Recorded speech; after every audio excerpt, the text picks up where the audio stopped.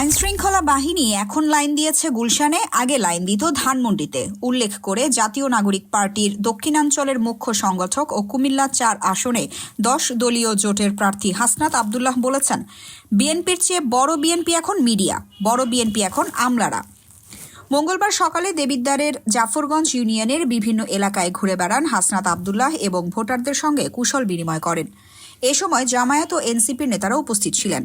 ওই এখন আমরা এইভাবে বলতে পারি, তারেক জিয়া এখন এইভাবে বলবে, আল্লাহ বাঁচাইছে, যা গেছে কর্মীরার উপর দিয়ে গেছে, আল্লাহ বাঁচাইছে, আমার উপর একটা পরে নাই।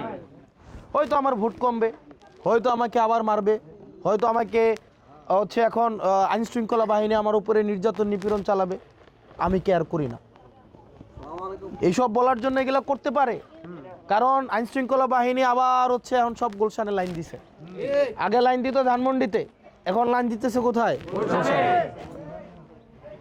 বিএনপির যে সম্ভাবনা, আপনাদের যে সম্ভাবনা, আপনাদের শ্রম, ত্যাগ, ঘাম, এই মিডিয়া, এই ব্যুরোক্রেসি, এই আমলাতন্ত্র, এই আবার আপনাদেরকে এই দেখবেন এখন বিএনপির থেকে বড় বিএনপি হয়ে গেছে মিডিয়া, বড় বিএনপি এখন আমলারা। যাই হোক, এইসব কথায় যাইতে চাই না। আমরা এই দেশটাকে আর ভারতের তাবেদার হইতে দিব না। হাসনাত আব্দুল্লাহ বলেন, ভোট তাদের বিরুদ্ধে দেবেন যারা দুর্নীতি করে, টেন্ডারবাজি করে, মামলাবাজি করে। ইনসাফের জন্য, দুর্নীতি ও ভারতীয় আধিপত্যবাদের বিরুদ্ধে অবস্থানের জন্য এবার আমরা ভোট দেব।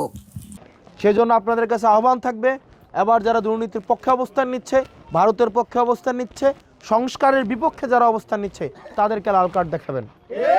আর যারা সংস্কারের পক্ষে আছে, দুর্নীতির বিরুদ্ধে আছে, ভারত বিরোধিতার প্রশ্নে যারা আপোষহীন, আপনারা তাদের পক্ষে অবস্থান নেবেন। ভোটারদের উদ্দেশ্যে হাসনাত বলেন, এবার আপনারা কেন্দ্র পাহারা দেবেন, কেন্দ্র দখল করতে আসলে তাদেরকে প্রতিহত করবেন। এবার আমরা টাকার কাছে বিক্রি হব না, যে টাকা নিয়ে আসবে তাদেরকে আমরা প্রত্যাখ্যান করব। নেতা একদিন ভোটারদের পেছনে ঘুরে ১,০০০ টাকা নিয়ে, আর ভোটাররা ৫ বছর টাকা নিয়ে ঘুরে নেতার পিছনে।